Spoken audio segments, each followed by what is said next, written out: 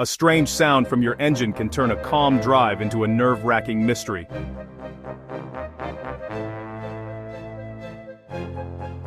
Is it serious? Is it safe to drive? Today, I'm going to teach you how to become a detective for your own car's health by understanding what these common engine sounds actually mean.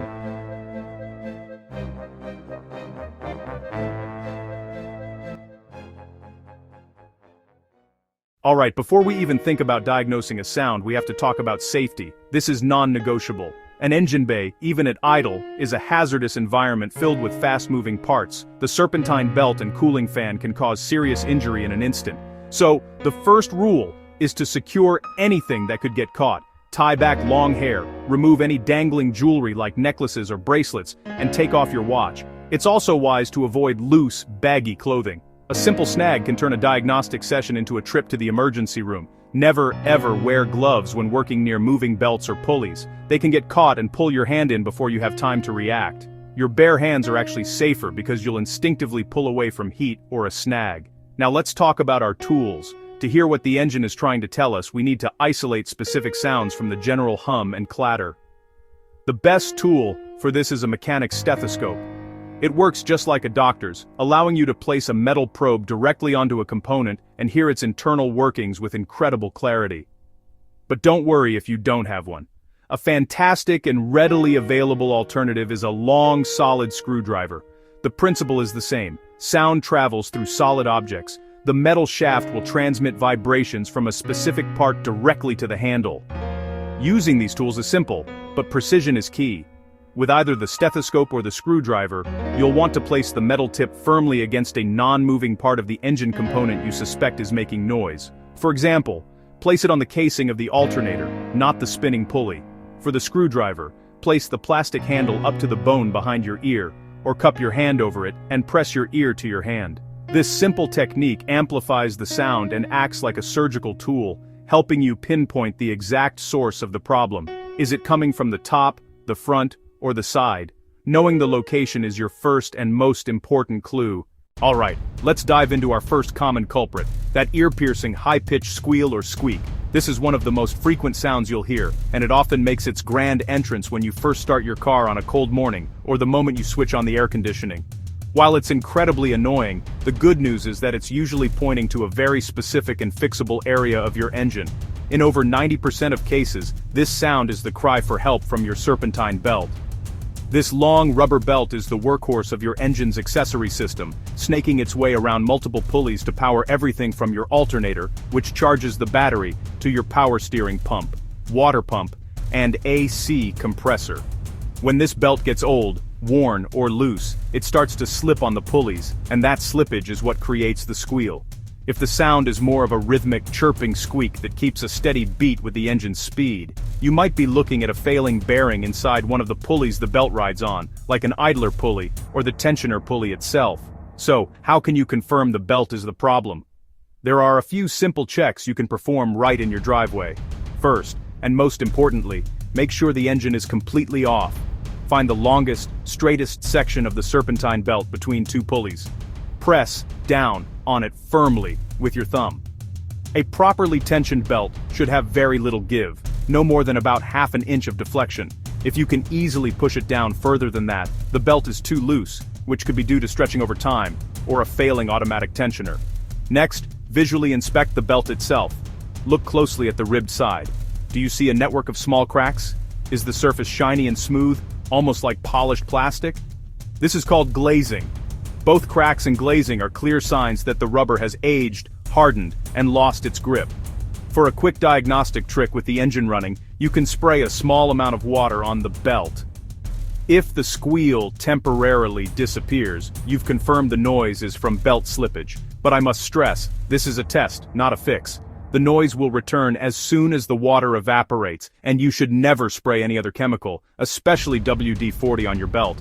Ignoring this squeal is a bad idea. A slipping belt isn't just noisy, it means the components it drives aren't getting powered effectively. Your alternator might not fully charge your battery, or your water pump might not circulate coolant properly, leading to overheating. If the belt finally snaps, you'll lose all those functions at once, including power steering, which can make the car incredibly difficult to control. You'll be stranded, The fix is straightforward and affordable. A new Serpentine belt is typically an inexpensive part, often costing between $20 and $50.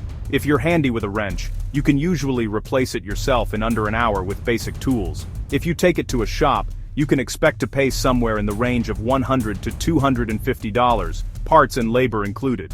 If the tensioner is also weak, it's wise to replace it at the same time. It's a small price to pay for peace of mind and to prevent a much more expensive and inconvenient breakdown down the road.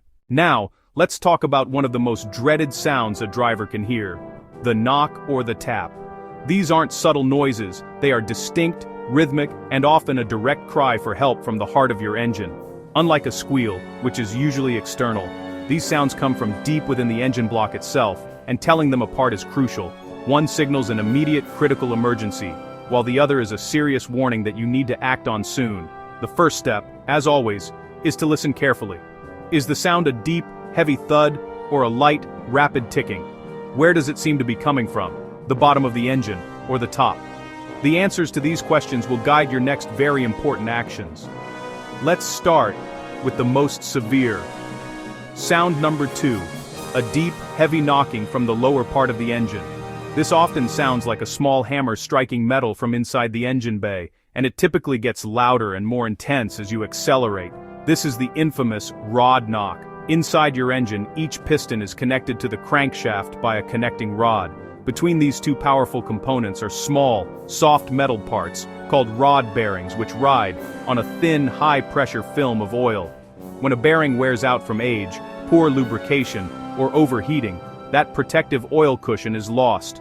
The clearance becomes too great, and the connecting rod begins to physically hammer against the crankshaft with immense force on every single rotation. If you hear this deep, heavy knock, the rule is absolute. Stop driving immediately. Do not try to make it home. Do not even let the engine idle. Pull over safely, turn off the car, and call for a tow. Continuing to drive, even for a few minutes, will turn a costly repair into a catastrophic failure, often requiring a complete engine replacement. This sound is frequently accompanied by a flickering or constantly lit oil pressure warning light on your dashboard, which is your car's final, desperate plea. Check your oil level once the car is off. You'll often find it's critically low, which is a primary cause of bearing failure. Remember, a deep knock means stop driving and get it towed. There is no other safe option. Now, let's contrast that with a different sound, a lighter, faster, almost sewing machine-like tapping, usually coming from the top of the engine. This is often referred to as lifter tick, or valve train noise. The valve train is the complex assembly of parts, camshafts, lifters, and rocker arms that open and close your engine's valves. These components also rely on oil for lubrication and, in the case of hydraulic lifters, for proper operation. If a lifter gets clogged with sludge, collapses internally, or if oil pressure is simply too low to reach the top of the engine effectively, you'll get a metal-on-metal tap. This sound speed will also increase with your engine's RPM, but it's a much higher frequency, a tick-tick-tick, rather than a knock-knock-knock.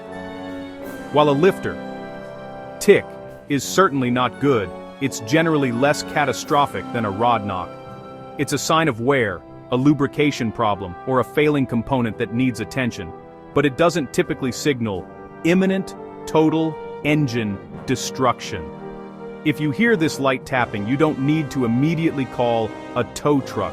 The correct action is to check your oil level as soon as possible and schedule a diagnosis with a trusted mechanic.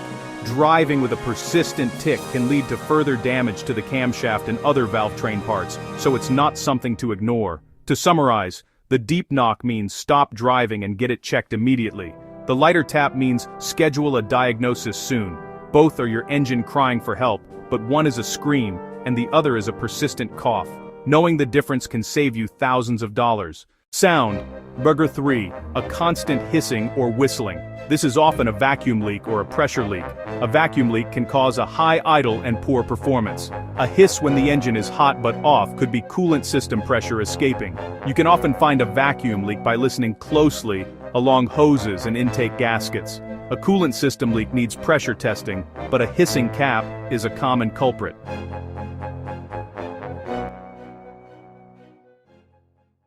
Sound, number 4. A grinding or rumbling that changes with engine speed. This usually points to a failing bearing in an accessory, like the alternator, water pump, or an idler pulley. A quick test: carefully touch the body of each accessory with your listening tool. The one with the loudest, harshest vibration is likely the culprit. Replacing a $50 idler pulley is far better than a seized water pump overheating your engine. Let's recap. Squeal, check the belt. Deep knock, stop driving. Hiss, look for leaks. Grind, check the accessories. Your ears are powerful diagnostic tools. Don't ignore new sounds. Investigate them early. If this guide helped you understand your car better, hit like and subscribe to Modern Car Survival for more ways to become a confident car owner. Next week, we'll tackle what those mysterious dashboard warning lights really mean. Thanks for listening.